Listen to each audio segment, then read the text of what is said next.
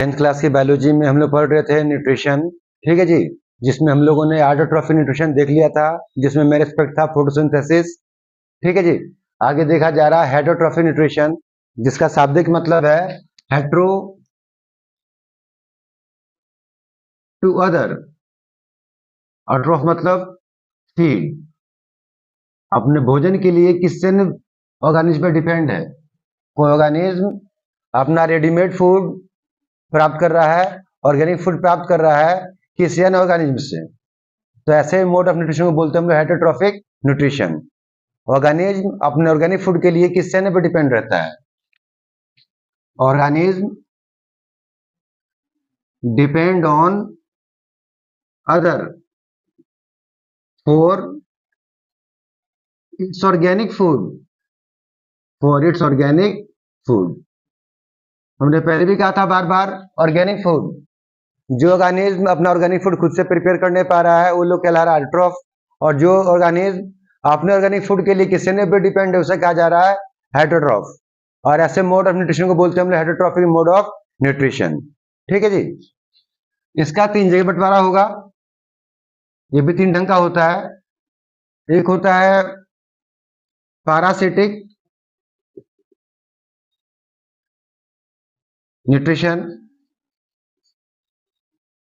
एक होता है saprophytic nutrition,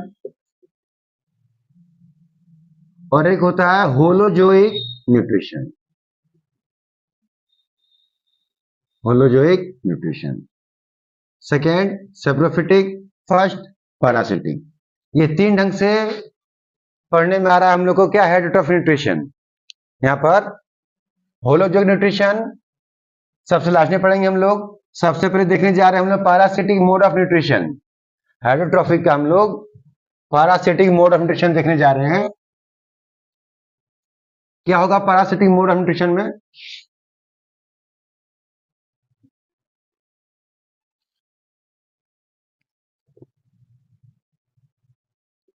parasitic mode of nutrition में एक स्मॉल ऑर्गेनिज्म होगा, स्मॉल टीनी ऑर्गेनिज्म होगा, उसे हम लोग क्या बोलते हैं, पैरासाइट।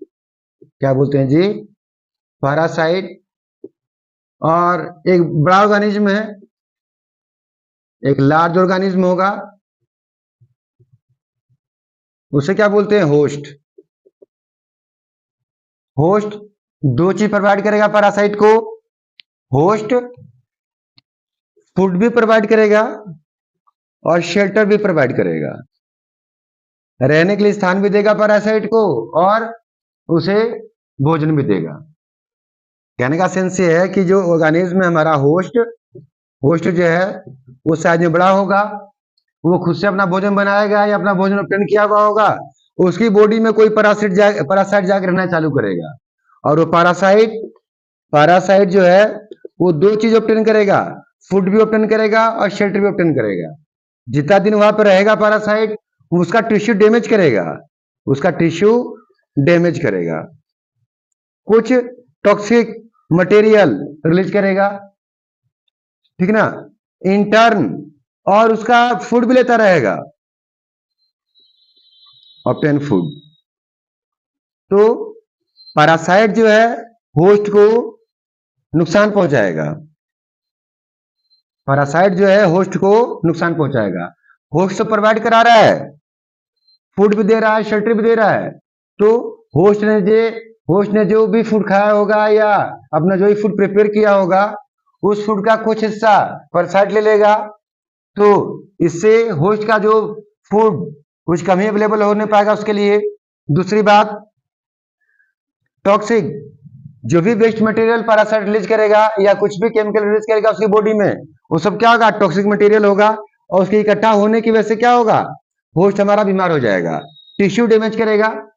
जैसे कि हमारे यहाँ एग्जाम्पल में आ जाए हमारे क्या, लीवर फ्लू। लीवर फ्लू,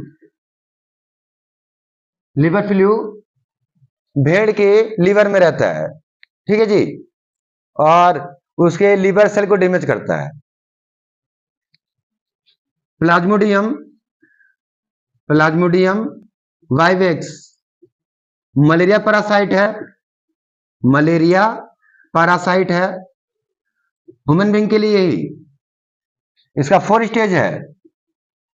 इसका कुछ स्टेज गुजरता है मॉस्किटो के लार में, सेकंड स्टेज गुजरता है ह्यूमन बॉडी के ब्लड प्लाज्मा में, थर्ड आरबीसी में और फोर्थ लिवर में। वो डिफर स्टेज का नाम भी है। और मच्छर के लार से जब ह्यूमन के प्लाज्मा में आ जा रहा है, चाहे आरबीसी में आ जा रहा है, उन दिनों क्या कॉज करता है? मलेरिया ह्यूमन बीइंग को, ठीक ना। और जैसे एस्केरिस हो जाए, एस्केरिसिस कॉज करता है, छोटे बच्चों की आंत में हो जाता है। तो जहां आंत पे चिपका रहेगा, इंटेस्टाइन में चिपका रहेगा, वहां पे कुछ इंटेस्टाइन का टिश्यू क्या करेगा? डैमेज करेगा, ठीक ना। इसके अलावा लेishmania, डिनोवोनी,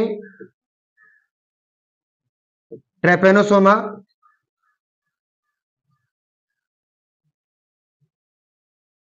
काला जर काज करता है लेishmania डिनोवोनी, ठीक है जी। ट्रेपेनोसोमा स्लीपिंग सिकनेस काज करता है।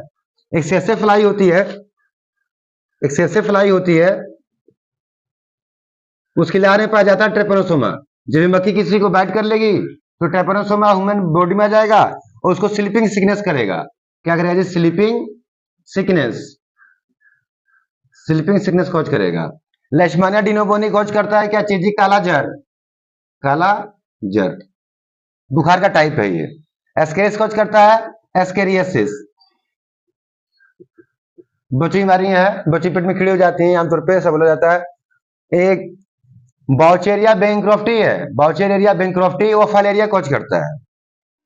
तो हमारे कहने का सेंस ये है कि ये लिवर फ्लू, ये प्लाज्मोडियम वाइवेक्स, एस्केरिस, लेishmania डिनोवोनी, ट्रेपेनोसोमा, सेसेफ्लाई, तो मक्खी तो कैरियर है, ये तो कैरियर है इसकी। ये सभी लोग किसी न किसी जानवर की बॉडी में पाए जा रहे हैं, और जिस जानवर की बॉडी में पाए जा रहे हैं वहां पर उसका कुछ टिश्यू डैमेज कर रहे हैं, कुछ टॉक्सिन मटेरियल निकाल रहे हैं, ठीक है जी। उसका भोजन तो ले ही ले रहे हैं, साथ में टिश्यू डैमेज करने की वजह से और टॉक्सिक मटेरियल रिलीज करने की वजह से वो होस्ट क्या हो जा रहा है? बीमार हो जा रहा है।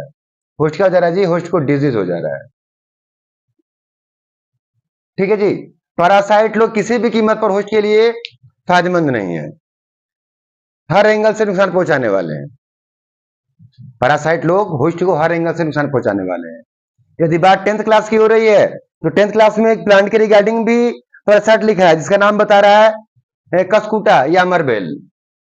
अब क्या लिखा हुआ है? कस्कुटा या अमरबेल। ये किसी बड़े पेड़ पर देखा होगा आपने, किसी बड़े पेड़ पर क्या होता है? ये धागेनुमा स्ट्रक्चर है, हल्का सा येलो ग्रीन रंग का, ठीक है जी। अब ये जो इसका जो आप लोग को ये मैंने धागानुमा स्ट्रक्चर जो बोल दिया है, इसी में कुछ स्ट्रक्चर है। वो क्या कर रहा है? बड़े पेड़, जो बड़ा पेड़ था ना, जो ट्री कैटेगरी जो प्लांट है, उनके बार्क में अपना कुछ सेलो स्ट्रक्चर परटूट करा देता है। ये लोग जो कस्कुटा है, ये जिस बड़े पेड़ पाया जा रहा है उस बड़े पेड़ का बार्क है। और उनको मालूम होना चाहिए कि बार्क में क्या होता है? फ्लोएम। बार्क में क्या होता है? फ्लोएम। और ये अमरबेल यहीं पे लिपटा रहता है, अमरबेल यहीं पे लिपटा रहता है, और अपने बॉडी से कुछ होस्ट वाला स्ट्रक्चर निकालेगा, और वो स्ट्रक्चर क्या करेगा? बार्क में इंट्रोड्यूस करा देगा, और बार्क से क्या लेता रहेगा? भोजन लेता रहेगा।